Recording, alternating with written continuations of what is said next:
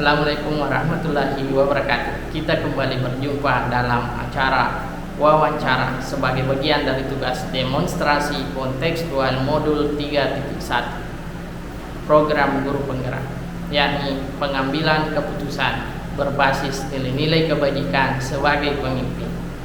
Pada kesempatan ini saya mewawancarai dua pimpinan sekolah yang berbeda untuk melihat bagaimana beliau-beliau mengambil keputusan terkait dengan 4 paradigma pengambilan keputusan, 3 prinsip pengambilan keputusan, serta 9 langkah-langkah pengambilan keputusan. Berikut kita saksikan wawancara saya dengan dua tokoh tersebut. Pada kesempatan ini saya akan melakukan wawancara sebagai bagian dari tugas demonstrasi kontekstual modul 31 pengambilan keputusan yang berbasis nilai-nilai kebajikan sebagai pemimpin. Dan pada kesempatan ini saya akan mewawancarai pimpinan di sekolah saya sendiri, yakni Bapak Dr. Andes Mustaqim MM selaku Kepala SMP Negeri 1 Maniampajo. Baik, pada kesempatan ini saya akan bertanya kepada Bapak terkait dengan pengambilan keputusan yang berkaitan dengan kasus-kasus yang memuat dilema etika atau bujukan moral, di mana dilema etika itu adalah kasus yang menghadapkan antara sesuatu yang benar melawan benar, dan bujukan moral itu adalah benar melawan salah. Jadi selama ini bagaimana Bapak dapat mengidentifikasi kasus-kasus yang merupakan dilema etika atau bujukan moral yang selama ini di sekolah Bapak? Ya, terima kasih. Untuk mengidentifikasi dilema-dilema yang muncul di sekolah kita ini, termasuk dilema etika, kita melihat perkembangan anak-anak itu. Salah satu contoh melihat perkembangan anak-anak itu umpamanya setelah penaikan kelas, kita lihat ada anak-anak berada di dua dilema.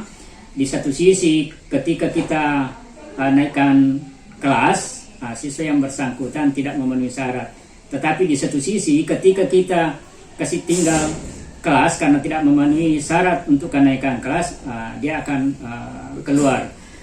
Olehnya itu ini adalah dilema etika. Olehnya itu untuk mengatasi persoalan ini, anak yang bersangkutan tetap kita naikkan kelas, karena harapannya jangan sampai dikasih tinggal kelas dia juga akan keluar. Artinya ketika sanksi itu diberikan karena tidak memenuhi syarat, kemudian kita kasih tinggal kelas, kita punya bahwa menjadikan motivasi justru menjadikan hukuman. Anak-anak yang bersangkutan itu akan justru berhenti. Nah, jalan keluar yang bisa kita ambil adalah anak-anak ini diberikan bimbingan, diberikan tugas sesuai dengan kompetensi, minat dan bakatnya. Ya, artinya kita melihat yang potensi-potensi mana yang bisa dikembangkan dari anak-anak, karena setiap siswa itu pasti punya potensi, ya, dan tentu ada kelebihan, ada kekurangannya. Artinya dia punya potensi yang bisa dikembangkan. Nah, itulah yang kita kembangkan, walaupun hanya satu titik saja. Nah, sementara yang lain ya memang tidak bisa kita anggap umpamanya siswa itu lemah di matematika, lemah di mata pelajaran. Tentu ada hal-hal yang di mata pelajaran bisa menonjol. Nah, disitulah yang kita hargai untuk kita bina. Baik, dari pemaparan Bapak yang memberikan contoh kasus yang masuk dalam dilema etika, khususnya pada saat penaikan kelas, di mana dihadapkan pada siswa yang memiliki nilai tidak memenuhi kriteria kenaikan kelas, namun di satu sisi siswa tersebut harus diselamatkan dari potensi mereka putus sekolah. Jadi yang ingin saya tanyakan selanjutnya Pak, bagaimanakah langkah-langkah atau prosedur tertentunya yang biasa Bapak lakukan selama ini dalam menyelesaikan kasus tersebut? Apakah prosedur tetapnya? Ya, jadi prosedur yang kita lakukan yakni melakukan rapat dengan Dewan Guru, bagaimana solusi yang terbaik yang bisa kita berikan terhadap anak yang bersangkutan. Namun sebelumnya sebenarnya untuk meminimalisir terjadinya kasus-kasus seperti ini, lebih awal itu guru harus selalu memantau perkembangan siswa, khusus untuk mata pelajarannya, kemudian untuk wali kelas juga terhadap semua perwaliannya, sehingga hal-hal yang demikian ini kalau bisa diminimalisir. Artinya jangan nanti setelah mau penaikan kelas baru ini, tetapi ketika hal yang demikian sudah dilakukan tetapi toh kenyataannya tetap begitu modelnya, maksudnya ada anak-anak yang memang tidak bisa memenuhi kriteria untuk ketuntasan dan penyelesaian tugas-tugasnya, ya apa boleh buat, kita kasih bimbingan, kita kerjasama kolaborasi dengan teman-teman, semua teman-teman yang mengajar di mata pelajaran itu, supaya bagaimana anak-anak ini bisa minimal dia bisa mengikuti perkembangan yang diikuti oleh teman-temannya yang sudah naik kelas tadi. Jadi dari langkah-langkah yang Bapak sampaikan tadi dalam menyelesaikan masalah-masalah yang ada, khususnya yang dicontohkan, hal-hal apa saja yang selama ini dianggap paling efektif dalam menangani kasus semacam itu Pak? Yang paling efektif dalam pengambilan keputusannya? Ya, tentu kalau yang paling efektif cara mengambil keputusan itu tentu yang adalah melakukan rapat dengan Dewan Guru dan pegawai yang ada di sini di sekolah kita. Tentu dengan adanya rapat ini tentu banyak pendapat-pendapat yang muncul yang bisa diakomodir untuk penyelesaian masalah. Ketika seorang kepala sekolah saja yang langsung mengambil keputusan, tentu lebih baik kalau kita berkolaborasi. Baik. Dari salah satu hal yang paling efektif yang Bapak tadi sebutkan, tentunya memiliki tantangan dalam pengambilan keputusannya. Mungkin Bapak bisa sebutkan hal-hal apa saja yang menjadi tantangan yang selama ini Bapak hadapi dalam mengambil keputusan, sebagaimana langkah yang paling efektif yang Bapak sebutkan tadi. Tentu pengambilan keputusan tentu dengan melalui rapat ini tentu tidak semulus apa yang kita bayangkan, bahwa ketika kita rapat itu tentu ada pertentangan-pertentangan, ada jiwa-jiwa ideal dari yang muncul dari guru. Tetapi pertentangan-pertentangan ini kita cari jalan tengahnya, kita bagaimana bermusyawarah dengan benar, supaya teman-teman yang ini punya pandangan-pandangan yang berbeda dengan kita diberi penjelasan untuk bisa menerima pandangan-pandangan yang secara umum ditawarkan oleh teman-teman yang di rapat Dewan Guru dan pegawai tersebut. Baik. Jadi tantangan utamanya ini adalah menyatukan pandangan atau persepsi dari rekan-rekan Dewan Guru dalam mengambil keputusan. Selanjutnya terkait dengan penyelesaian masalah, apakah Bapak memiliki tata kelola atau jadwal tertentu dalam menyelesaikan masalah, atau langsung menyelesaikan di tempat pada saat itu, atau ada prosedur tertentunya yang Bapak sudah tetapkan? Ya, kalau untuk penyelesaian masalah, saya kira kita tidak memiliki jadwal tertentu, karena yang namanya masalah itu munculnya situasional. Ya, tidak seperti kalau pembimbingan. Ya, pembimbingan terhadap anak-anak, pembimbingan karir tentu ada jadwal khususnya yang ditangani oleh guru bimbingan konseling.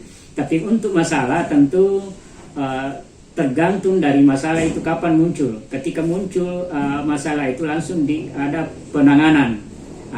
Penanganannya juga secara berjenjang, bahwa ketika ada masalah yang ditemukan oleh guru yang bersangkutan, itu langsung ditangani di guru yang bersangkutan. Ya, kalau memang kasusnya tidak bisa langsung tuntas di situ, dilimpahkan kepada wali kelas. Wali kelas yang menangani kasus itu, kemudian tentu koordinasi dengan tadi yang menemukan masalah. Kemudian kalau memang tidak bisa dipecahkan di situ, dilanjutkan ke guru bimbingan konseling.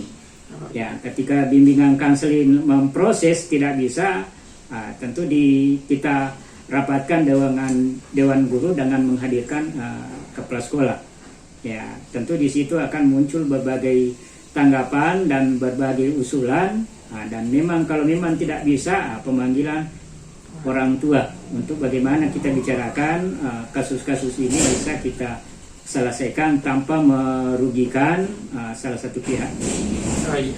Baik, dari tata kelola atau jadwal sebagaimana sifatnya kasus yang situasional menurut Bapak, jadi tidak ada jadwal tertentu karena kasusnya sifatnya situasional, tetapi memiliki prosedur yang berjenjang mulai dari rekan yang menemukan kasus tersebut hingga pada level akhir pada pemanggilan ke orang tua. Baik, selanjutnya selama Bapak memimpin sekolah ini, apakah ada seseorang atau faktor-faktor tertentu yang mendukung atau membantu Bapak dalam mengambil sebuah keputusan dalam menangani kasus? Jadi kalau seseorang, ya jelas ada, tapi kesimpulan saya bahwa bukan saja seseorang, ya semua teman di sekolah kita ini membantu dalam penyelesaian keputusan. Bahwa keputusan itu bisa terlaksana ataukah bisa kita putuskan ketika ada kolaborasi dan kerjasama di antara teman-teman semua yang ada di sekolah kita. Oh iya, dari semua hal yang Bapak sampaikan tadi, pembelajaran apa yang kira-kira bisa dipetik untuk kami ini sehingga kita bisa mengambil pembelajaran dalam pengambilan keputusan yang telah Bapak ambil sebelum-sebelumnya pada kesempatan ini? Ya. Pengalaman yang bisa kita petik, ya, bahwa sesuatu masalah untuk penanganannya ataukah bahkan segala kehidupan itu bagusnya kita adakan kerjasama musyawarah berkolaborasi dengan teman-teman atau berbagai pihak, karena dengan berkolaborasi tentu banyak sumbangsi pemikiran yang tentu lebih banyak ketimbang kalau kita yang memikirkan sendiri. Intinya bahwa kolaborasi, musyawarah itu penting dalam pengambilan keputusan. Ya, baik. Jadi pembelajaran yang bisa kita petik pada penanganan kasus dan pengambilan keputusan yang dilakukan oleh Bapak Kepala SMP Negeri 1 Maniampajo adalah kolaborasi dan musyawarah adalah hal penting dalam menyelesaikan setiap masalah atau menangani setiap kasus yang ada di SMP Negeri 1 Maniampajo. Demikian wawancara kami dengan pimpinan SMP Negeri 1 Maniampajo terkait dengan modul 31. Baik, Assalamualaikum warahmatullahi wabarakatuh. Kita kembali berjumpa dalam penuntasan tugas demonstrasi kontekstual modul 31, di mana pada kesempatan ini saya akan mewawancarai salah satu pimpinan di sekolah UPT SMK Negeri 1 Wajo, dalam hal ini Wakasek Kesiswaan Ibu Siti Rahma SPD MPD, terkait masalah pengambilan keputusan yang memuat nilai-nilai kebajikan sebagai pemimpin. Baik Bu, ada beberapa pertanyaan yang akan saya utarakan terkait dengan pengambilan keputusan yang selama Ibu ambil. Jadi selama ini bagaimana Ibu mengidentifikasi kasus-kasus yang termasuk dilema etika atau bujukan moral? Ya, kalau selama ini saya di bagian kesiswaan mengidentifikasi masalah-masalah di kalangan siswa itu tentunya yang pertama adalah observasi. Jadi kalau ada perilaku-perilaku yang di luar kebiasaan ataukah ada hal-hal yang kita dengar yang tidak sesuai dengan ekspektasi, itu kita tindak lanjuti. Kemudian selain observasi, ketika sudah ada muncul gejala-gejala masalah, itu biasanya kita wawancara. Wawancaranya ini melalui siswa atau circle dari siswa yang mengalami dilema itu tadi. Kemudian bisa juga kita di BK kayaknya ada tes, kayak ada tes begitu, apakah ini anak mengalami masalah atau seperti apa. Seperti itu. Baik, jadi ada 3 langkah identifikasi secara garis besar yang disampaikan, mulai dari observasi, wawancara, bahkan kerjasama dengan konseling, mengisi beberapa tes. Selanjutnya, selama ini bagaimana Anda menjalankan pengambilan keputusan di sekolah, terutama untuk kasus-kasus yang sama-sama memiliki nilai kebajikan atau sama-sama benar? Karena terkadang terdapat terdapat 2 keputusan yang diambil, semuanya memuat nilai-nilai kebajikan di dalamnya. Iya, mungkin contohnya ini adalah ketika ada siswa yang tidak hadir di sekolah, tapi ternyata kita cek, ternyata dia itu menjadi tulang punggung, menjadi tulang punggung di keluarganya. Dia tidak hadir di sekolah karena dia mencari nafkah seperti itu. Di satu sisi kita juga membenarkan bahwa dia menjadi tulang punggung, tapi di sisi lain dia juga siswa yang punya kewajiban-kewajiban yang harus dipenuhi di sekolah. Nah, biasanya kita mengidentifikasinya itu lewat komunikasi dengan wali kelas. Kita kan rapat rutin membahas masalah kesiswaan, sehingga masalah-masalah yang muncul seperti itu ketika ada siswa yang kita dapatkan dengan kasus seperti itu, biasanya kita bahas di rapat saat itu, yang rutin kita lakukan setiap sebulan, kadang juga dalam sekali 2 bulan, itu identifikasinya. Oh iya, jadi selama ini kasus-kasus yang Ibu tangani khususnya di kesiswaan, dan juga salah satu contohnya Ibu telah sebutkan, apakah ada langkah-langkah atau prosedur tetap yang Ibu tetapkan selama ini dalam mengambil keputusan? Di sini ada tata tertib. Di dalam tata tertib itu sudah ada prosedur penanganan. Ketika pertama kali didapatkan kasus itu, biasanya ditangani dulu oleh guru mapel. Ketika di dalam kelas mendapatkan siswa yang menemukan masalah atau mengalami dilema, itu ditangani pada saat itu ditangani oleh guru mapel yang bersangkutan.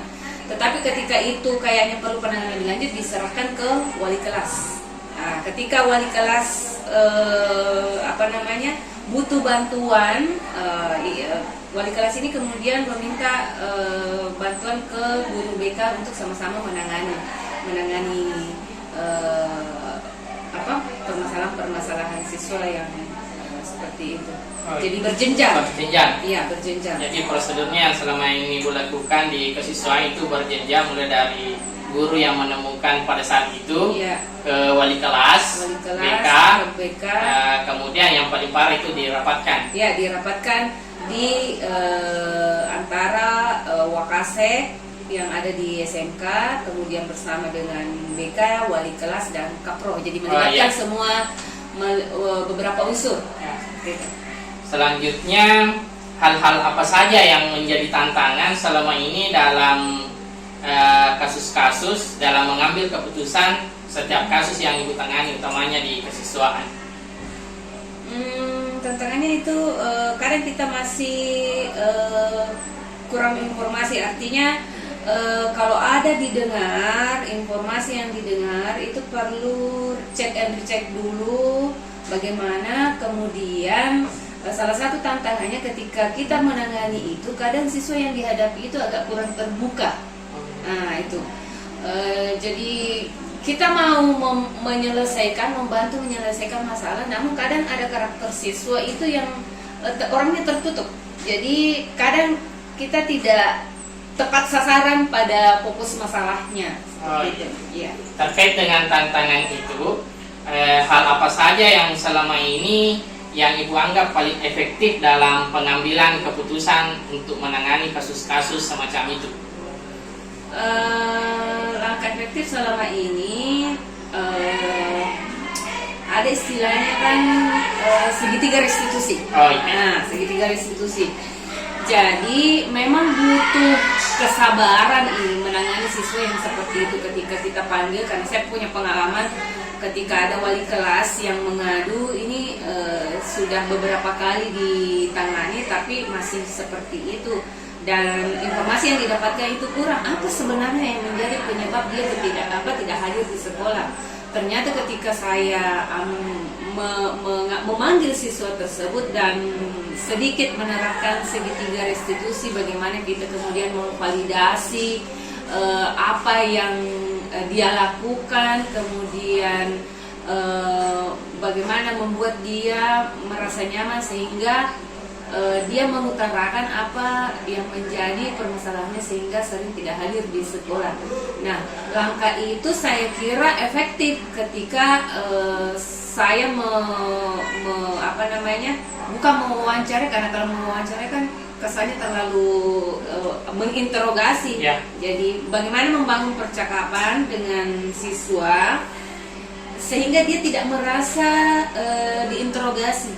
Dia kayak merasa menceritakan masalahnya, mengeluarkan apa yang menjadi dilema bagi dia, sehingga kita menemukan titik terang. Oh, ternyata letak masalahnya siswa ini di sini. Nah, sehingga kemudian kita akan menanganinya secara betul juga, tepat sasaran, seperti itu. Jadi cara efektif yang disampaikan tadi melalui segitiga restitusi, mulai dari beberapa 3 langkah itu. Selanjutnya, mengingat sekolah ini besar, tentunya masalah yang dihadapi juga cukup banyak. Apakah di kesiswaan memiliki jadwal tertentu dalam menyelesaikan permasalahan atau kasus, atau memiliki prosedur tertentu untuk menangani kasus-kasus yang mungkin dalam waktu bersamaan memiliki banyak kasus begitu? Kalau kasusnya ringan seperti ketidakhadiran itu dibicarakan di rapat. Tapi ketika masalah besar seperti narkoba, minuman keras atau asusila, nah itu kita bawa di rapat. Yang tim tadi ya? Iya, tim. Jadi yang terlibat di tim itu Wakasek, Kapro dari siswa yang bermasalah dan wali kelasnya. Jadi ada pembagiannya. Kasus ringan cukup ditangani oleh wali kelas, kalau perlu berkoordinasi BK dan memanggil orang tua siswa yang bersangkutan, atau kalau tidak bisa datang, biasanya wali kelas bersama BK itu yang ke rumah siswa yang bersangkutan itu. Jadi tergantung dari kategorisasi permasalahan yang ada, yang mulai dari ringan hingga berat. Selanjutnya, dari penanganan kasus yang selama ini, apakah ada seseorang atau faktor-faktor yang mempermudah atau membantu Ibu dalam mengambil setiap keputusan dalam menangani kasus-kasus yang telah Ibu sebutkan? Tentunya dalam penanganan masalah, sama di pengadilan kan kita butuh informasi yang valid. Butuh informasi. Kemudian tentu orang yang bisa memberikan informasi yang valid adalah circle dari siswa ini sendiri, entah itu bestinya, entah itu di rumahnya, di keluarganya, ya orang tuanya, kakaknya atau apa. Nah, jadi segala informasi dari berbagai sumber untuk penanganan yang tepat itu mesti kita gali. Kemudian faktor yang mempengaruhi juga dalam penanganan itu kita butuh pengetahuan dalam menangani siswa, butuh istilahnya tidak hanya sekedar dipanggil, diwawancarai seperti interogasi, tapi ada beberapa pendekatan memang yang harus dilakukan. Oh, ini siswa agaknya kurang terbuka, bagaimana kita menggali sehingga dia mau terbuka. Nah, beberapa pengalaman rekan guru BK itu biasanya kalau laki-laki itu biasanya kadang dia panggil di warkop sehingga dia merasa nyaman untuk menceritakan masalahnya sehingga bisa tertangani, bisa dibantu penyelesaiannya, bisa dikonseling pada saat itu. Jadi seperti itu. Oh, iya. Jadi selama ini Ibu dimudahkan oleh orang-orang yang ada di sekeliling siswa tersebut atau membangun suasana di luar sekolah yang bisa membangun kedekatan antara misalnya guru BK dengan anak tersebut yang lagi bermasalah. Jadi dari segala sesuatu yang tadi Ibu sampaikan, kira-kira apa yang dapat dipetik menjadi pembelajaran pada kesempatan ini sehingga itu bisa dibagi kepada rekan-rekan lain di sekolah lain misalnya untuk menangani kasus-kasus yang sama atau yang mirip dengan yang Ibu sampaikan?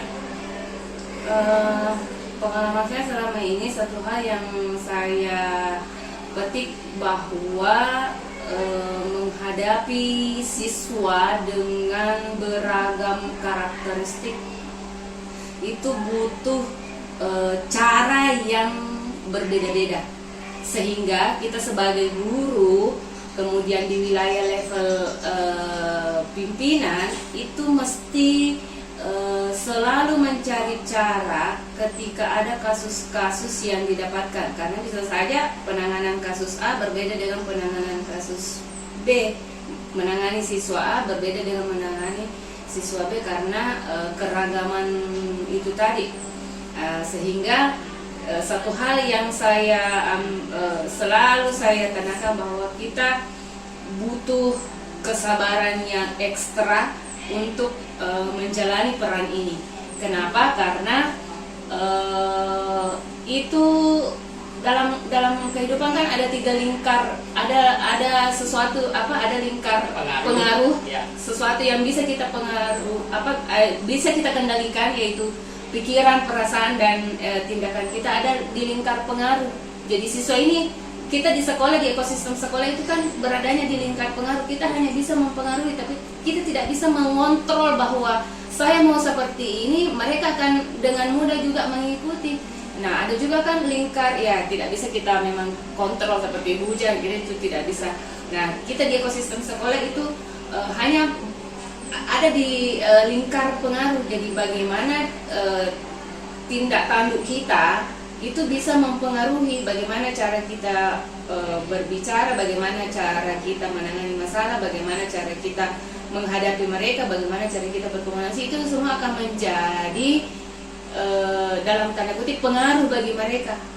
Jadi itu kemudian itu tadi saya bilang mesti memang sabar karena kita tidak bisa langsung melihat hasilnya secara instan, bahwa apa yang kita lakukan hari ini, apa yang kita omongkan ke mereka, apa yang kita sampaikan langsung ada hasilnya atau langsung mereka berubah. Jadi saya selalu tekankan itu ke teman-teman bahwa